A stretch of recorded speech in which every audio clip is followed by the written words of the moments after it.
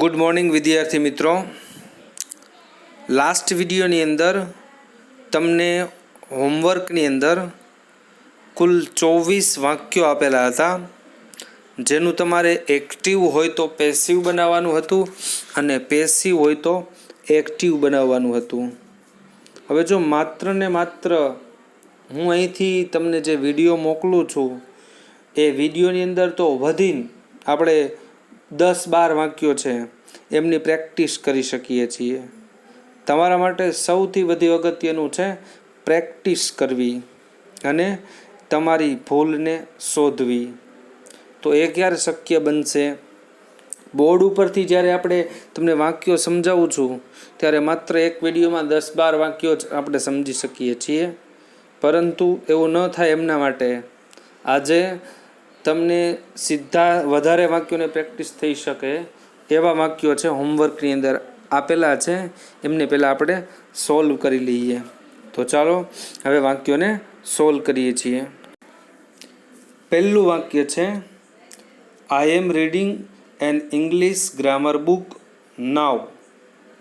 આ વાક્યની અંદર આઈ કર્તા છે, એમ રીડિંગ એ ક્રિયાપદ છે અને એન ઇંગ્લિશ ગ્રામર બુક એ આખું કર્મ છે અને નાવ એ અન્ય શબ્દ છે. હવે પેસિવ વોઇસ બનાવીએ ત્યારે એન ઇંગ્લિશ ગ્રામર બુક વાક્યની શરૂઆતમાં આવશે. પહેલાં આવશે ઇન ઇંગ્લિશ ગ્રામર બુક, પછી કાળ મુજબનું ટુ બીનું રૂપ.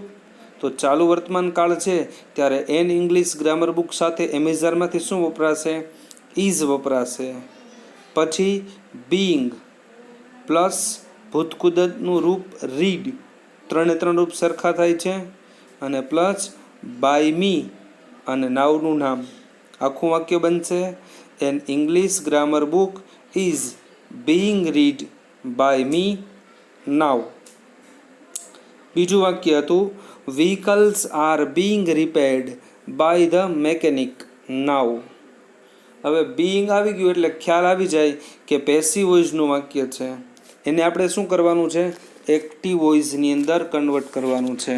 તો એ વાક્યની શરૂઆતની અંદર જે વ્હીકલ્સ આપેલું છે એ કર્મ છે અને બાય ધ મેકેનિક છે એ કર્તા છે. હવે જે પ્રોસેસ આપણે એક્ટિવમાંથી પેસિવમાં કરીએ છીએ એનાથી ઉલટી પ્રોસેસ અહીં કરવાની. એટલે શું થશે કે કર્મ કર્તાની જગ્યાએ જશે, કર્તા કર્મની જગ્યાએ જશે, બાય નીકળી જશે અને બીઈંગ નીકળી જશે, અને જે ભૂતકુદરતનું રૂપ હોય એનું આઈએનજી વાળું રૂપ થઈ જશે. તો વાક્યની શરૂઆતની અંદર આવશે ધ મેકેનિક. ચાલુ કાળ છે એટલે ત્રીજો પુરુષ એકવચન એટલે is.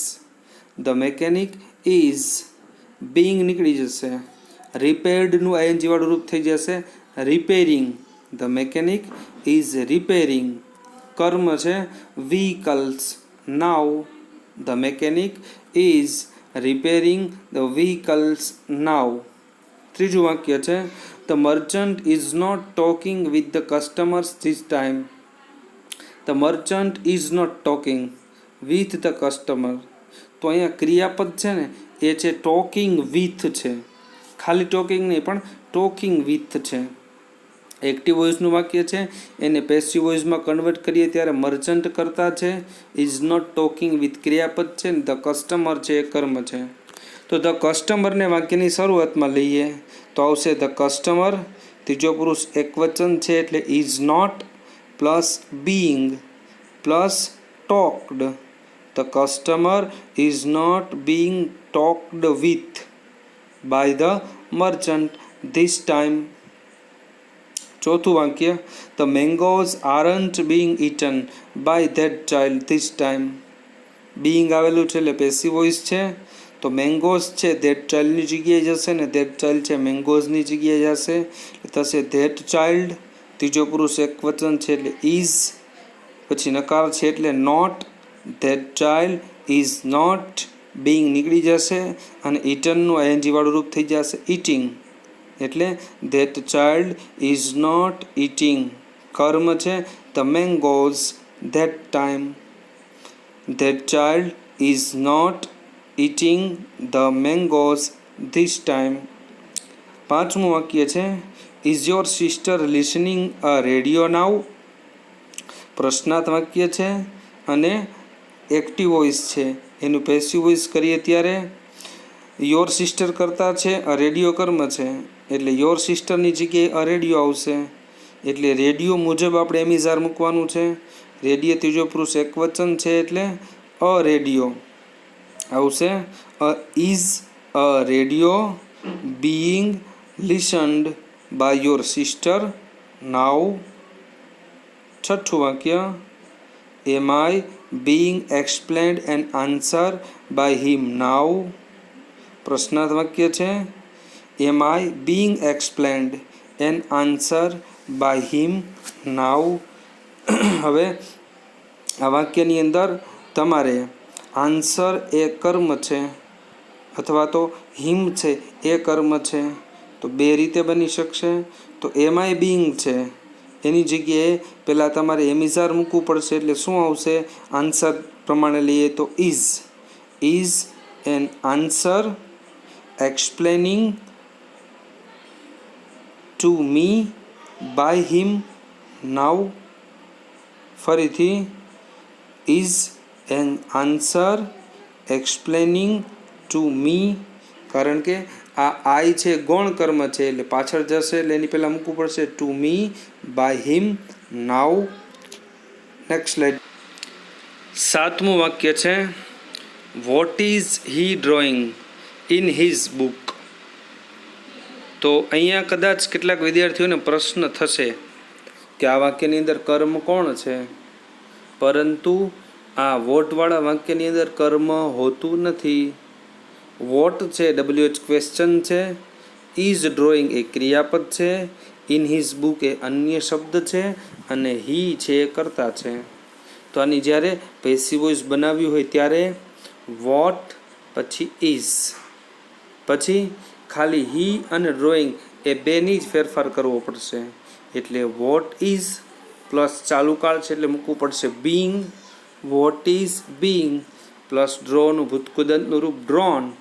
Vote is being drawn by him in his book. અથવા તો ઇન હિઝ બુક છે પહેલાં લઈએ અને બાય હિમ છેલ્લે મૂકીએ તો પણ ચાલે. એટલે કે what is being drawn in his book by him એમ પણ ચાલે. આઠમું વાક્ય છે why are you being punished by the teacher. પ્રશ્નાર્થ વાક્ય છે અને બીઈંગ આપેલું છે એટલે પેસિવ વોઇસ છે. એની જ્યારે એક્ટિવ વોઇસ કરવી હોય ત્યારે અહીંયા છે યુ છે આપણું કર્મ છે અને ધ ટીચર છે આપણો કર્તા છે. એટલે why is the teacher, why is the teacher punishing you, why is the teacher punishing you. નવમું વાક્ય છે when are you solving the sums now. ખરેખર અહીંયા વાક્ય વાંચતાની સાથે જ તમને ખ્યાલ આવશે કે તમે ક્યારે when are you solving the sums now અત્યારે ક્યારે તમે આ દાખલાને સોલ્વ કરી રહ્યા છો. તો અત્યારે વેન અને નાવ બંનેનો હોઈ શકે, કારણ કે જ્યારે વેનથી પ્રશ્ન પૂછીએ ત્યારે જવાબમાં મળે એ કર્મ હોવું જોઈએ, પરંતુ અહીંયા તમે વાયથી પ્રશ્ન પૂછી શકો કે why are you solving the sums now. શા માટે તમે અત્યારે દાખલાને સોલ્વ કરી રહ્યા છો. તો અહીંયા શું લેવું પડશે, વેનની જગ્યાએ હોવું જોઈએ વાય, તો આવશે વાય. ત્યાર પછી એમ ઇઝ આર લેવું પડશે, તો ધ સમ્સ બહુવચન છે એટલે શું આવશે are. Why are the sums being સોલ્વિંગનું ભૂતકૃદંતનું રૂપ સોલ્વડ બાય યુ અને પછી નાવ.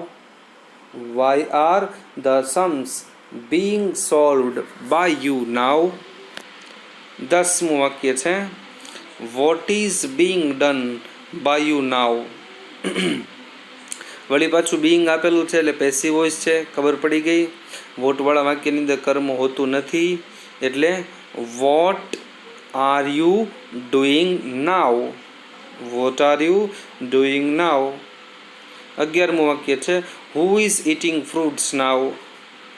હુ વાળા વાક્ય છે એની પેસિવ વોઇસ કરવી હોય ત્યારે હુનું થઈ જશે બાય હુમ. ત્યાર પછી એમિઝાર મૂકવાનું પણ કોના પ્રમાણે, ફ્રૂટ્સ પ્રમાણે.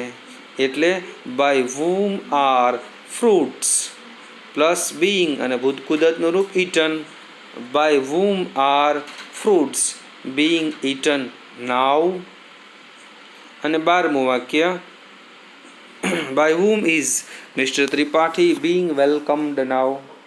આ પેસિવ વોઇસ આપેલી છે, એની આપણે એક્ટિવ વોઇસ કરવાની છે. એટલે બાય whomનું શું થઈ જશે? હુ. ત્યાર પછી is plus mister Tripathi being નીકળી જશે અને welcoming. Who is welcoming mister Tripathi. Who is welcoming mister Tripathi now. ત્યાર પછીનું વાક્ય I was cleaning my bicycle that time. I કરતા છે, વોઝ ક્લીનિંગ ક્રિયાપદ છે, માય બાઇસિકલ કર્મ છે અને ધેટ ટાઈમ અન્ય શબ્દ છે. તો માય બાઇસિકલને વાક્યની શરૂઆતમાં લેશું. ત્રીજો પુરુષ એકવચન છે એટલે વોઝ. ચાલુ કાળની પેસિવ વોઇસ છે એટલે બીઈંગ. ક્લીનિંગનું ભૂતકુદરતનું રૂપ cleaned. My bicycle was being cleaned by me that time, અથવા તો ધેટ ટાઈમ અને બાય મી છેલ્લે લઈએ તો પણ ચાલશે.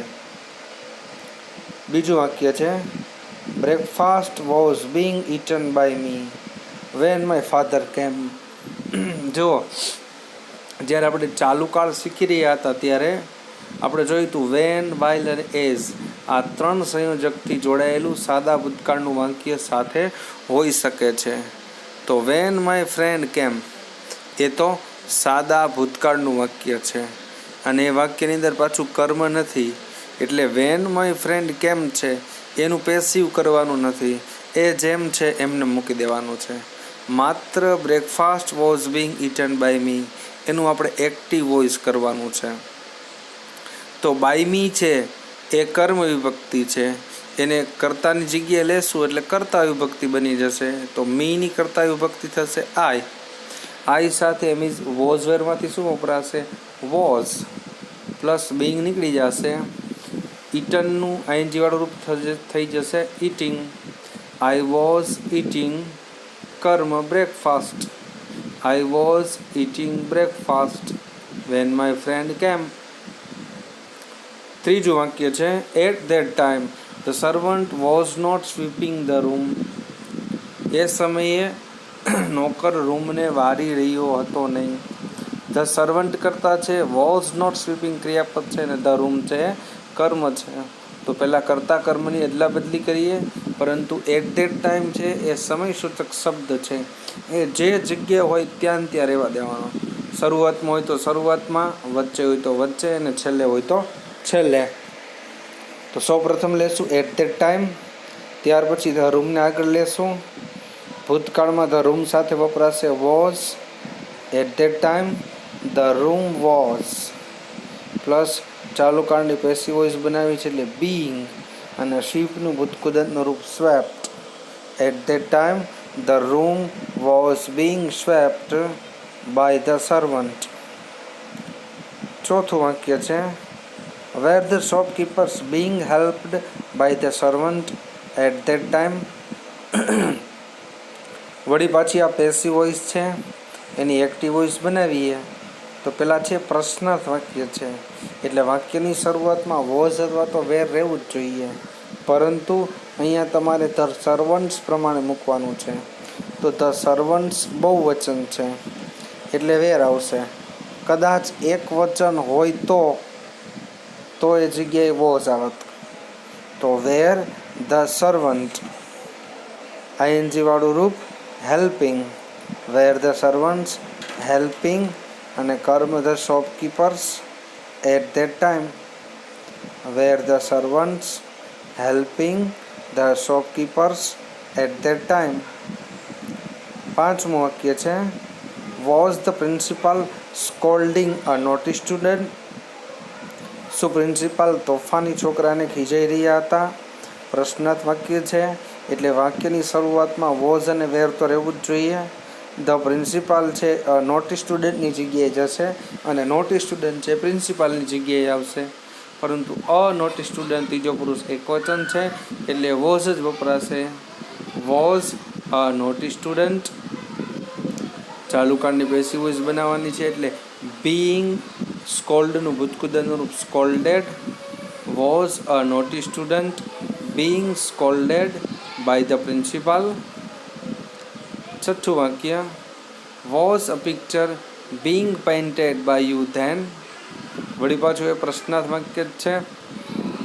અ પિક્ચર કર્મ છે અને બાય યુ કરતા છે. યુને વાક્યની શરૂઆતમાં લેશું એટલે યુ સાથે શું વપરાશે? વેર. તો વોઝની જગ્યાએ થઈ જશે were. Were plus you. Were you. Being નીકળી જશે. પેઇન્ટેડનું આઈએનજી વાળું રૂપ પેઇન્ટિંગ. Wear you painting. અને હવે કર્મ a picture. Were you painting a picture. Then next જોઈએ. છઠ્ઠું વાક્ય છે was a picture being painted by you then. પ્રશ્નાર્થ વાક્ય છે અને બીઈંગ આપેલું છે એટલે ખ્યાલ આવી જાય કે પેસિવ વોઇસ છે. એક્ટિવ વોઇસ કરવી હોય ત્યારે વોઝ કે વેર તો એમને રહેવા દેવું પડશે. યુ છે વાક્યની શરૂઆતમાં આવશે. યુ સાથે વેર વપરાશે એટલે વેર યુ પ્લસ બીઈંગ નીકળી જશે. પેઇન્ટેડનું આઈએનજી વાળું રૂપ પેઇન્ટિંગ. વેર યુ પેઇન્ટિંગ કર્મ a picture. Were you painting a picture અને અન્ય શબ્દ ધેન. સાતમું વાક્ય છે what was Sheela cooking at that time. વોટવાળું વાક્ય છે તો હવે તમને ખ્યાલ આવી જવો જોઈએ કે વોટવાળા વાક્યની અંદર કર્મ હોતું નથી એટલે વોટ પછી વોઝ એમને લખી નાખવાનું પ્લસ શીલા છે એ છેલ્લે વહી જશે. ચાલુ કાળની પેસિવ વોઇસ બનાવી છે એટલે બીઈંગ અને કુકનું ભૂતકૃદનનું રૂપ કુકડ. તો what was being cooked by Sheela at that time અથવા તો what was being cooked at that time by Sheela એમ પણ ચાલશે. આઠમું વાક્ય છે what was being talked when the father entered. જ્યારે પિતાજી આવ્યા ત્યારે શું વાતો થઈ રહી હતી.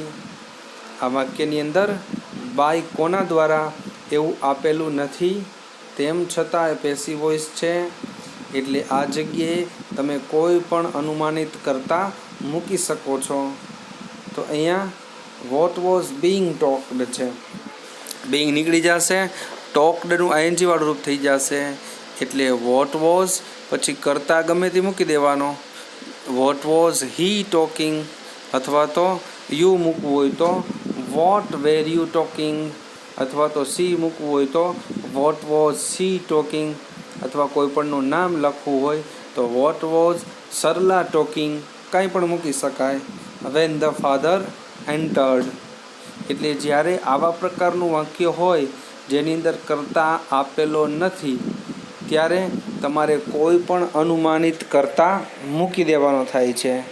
વાક્યને વાંચતાની સાથે જ મોટા ભાગે તમને ખ્યાલ આવી જશે કે અહીંયા કોણ કરતા મૂકવો અને જો કાંઈ યાદ ન આવે તો આપણે ત્રીજો પુરુષ એક વચન હી મૂકી દેવાનું.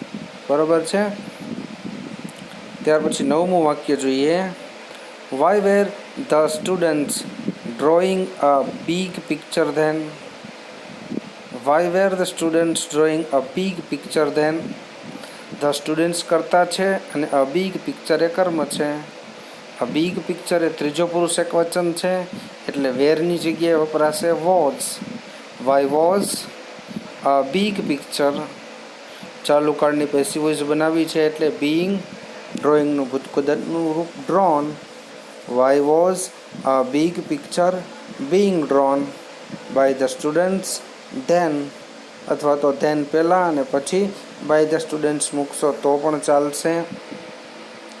10મું વાક્ય છે by whom were the boys being taught at that time. છોકરાઓને એ સમય કોના દ્વારા શીખવાડાઈ રહ્યું હતું. બાય whom છે અને પાછું બીઈંગ આપેલું છે એટલે ખબર પડી જાય પેસિવ વોઇસ છે. એક્ટિવ વોઇસ બનાવી હોય તો બાય whomનું થઈ જશે who વોઝ અહીંયા કોના દ્વારા એવું આપેલું નથી, એટલે હુ વોઝ, બિંગ નીકળી જશે, ટોટનું આઈએનજી વાળું રૂપ ટીચિંગ, હુ વોઝ ટીચિંગ, કર્મ છે the boys at that time, એ સમયે બાળકોને કોણ શીખવાડી રહ્યું હતું. 11મું વાક્ય છે who was preparing food for the family member. Who was preparing food for the family member એ અન્ય શબ્દ છે. હુની પેસિવ વોઇસ બનાવી હોય ત્યારે હુનું થઈ જશે by whom, by whom plus કર્મ છે ફૂડ, ત્રીજો પુરુષ એકવચન છે એટલે એની સાથે વપરાશે was, by whom was food.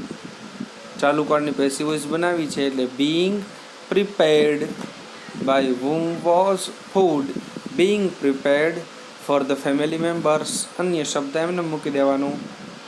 અને છેલ્લું વાક્ય by which of the children was English being studied then. By which આપે અને પાછું બીંગ આપેલું છે એટલે ખબર પડી જાય કે પેસિવ વોઇસ છે. એની જ્યારે એક્ટિવ વોઇસ બનાવી હોય ત્યારે આપણે લાસ્ટ વિડીયોમાં પણ એવી ચર્ચા કરેલી છે કે વિચ, હુઝ, હાઉ મેની અને હાઉ મચ આ બધા જ પછી હંમેશા કર્મ જ હોય છે. એક્ટિવ વોઇસ હોય તો પણ ભલે અને પેસિવ વોઇસ હોય તો પણ ભલે, એમના પછી કર્મ જ હોય છે. પરંતુ જો એક્ટિવ વોઇસની અંદર આ 4 WH શબ્દ પછી આપેલું કર્મ જો કોઈ નામ હોય તો પછી એની પેસિવ વોઇસ બનાવીએ ત્યારે બાય વિચથી બને, બાય હુઝથી બને, બાય હાઉ મેનીથી બને અથવા તો બાય હાઉ મચથી બને. એની આપણે છેલ્લા વિડીયોની અંદર ચર્ચા કરેલી હતી, એટલે એ ખાસ યાદ રાખજો. હવે એની એક્ટિવ વોઇસ બનાવીએ છીએ ત્યારે બાય વિચ નીકળી જશે, તો which of the children active voice બનાવીએ તો એના પછી કર્મ તો હોવું જ જોઈએ એટલે બનશે which of the children was English Bing studied, એવું આપેલું છે તો વિચ ઓફ ધ ચિલ્ડ્રન. હવે જેની સાથે ઓફ વપરાય છે એની સાથે વપરાતું ક્રિયાપદ એક વચનનું જ હોય એ તમારે ખાસ યાદ રાખવાનું. એટલે વોઝ છે એટલે ત્રીજો પુરુષ એક વચન માટે જ વપરાય છે. એટલે which of the children was, Bing નીકળી જશે, સ્ટડીડ છે એનું આઈએનજી વાળું રૂપ સ્ટડિંગ થઈ જશે. Which of the student was studying English, નાઉનું થઈ જશે ધેન. તો ચાલો વિદ્યાર્થી મિત્રો, આ 24 ખાલી જગ્યાઓ છે એ હું તમને સોલ્વ કરીને મોકલું છું. આ વિડીયોને જોયા પછી તમારે દરેક વિદ્યાર્થીએ ફરજિયાતપણે મારા પર્સનલ વોટ્સઅપ ઉપર તમારી 24માંથી બધી કેટલી ખાલી જગ્યાઓ સાચી છે એ તમારે મને મોકલવાનું છે. ફર્સ્ટ ઓફ ઓલ તમારે તમારું નામ લખવાનું છે અને પછી 24માંથી તમને કેટલા માર્ક્સ આપેલા છે એ તમારે જણાવવાનું છે. કારણ કે દરેક સ્ટુડન્ટના નંબર મારી પાસે સેવ હોતા નથી, એટલે વળી મારે પૂછવું પડે કે તમે કોણ છો. એની અંદર આપણો સમય વ્યતીત ન થાય એટલે દરેક વિદ્યાર્થી છે પોતાનું નામ લખવાનું ભૂલતા નહીં. તમે જ્યારે મેસેજ મોકલો છો ત્યારે પહેલાં તમારું નામ લખવાનું છે અને ત્યાર પછી તમને કેટલા માર્ક્સ આપેલા છે એ વિડીયો જોયા પછી તરત જ, એટલે કે હું તમને 9:30 વિડીયો મોકલું છું એટલે 10 વાગ્યાથી 10:30 સુધીની અંદર તમારે બધાએ તમારા માર્ક્સ ફરજિયાતપણે મોકલી દેવાના છે. બરાબર છે. નેક્સ્ટ વિડીયોની અંદર હવે 2 કર્મવાળા વાક્યો, WH ક્વેશ્ચન અને એક ઇન્ફિનિટિવ અને મોડેલ ઓક્સિલરી, આટલું આપણે એક્ટિવ અને પેસિવ વોઇસની અંદર બાકી છે એ આપણે નેક્સ્ટ વીકની અંદર ચર્ચા કરીશું. ત્યાં સુધી બાય બાય.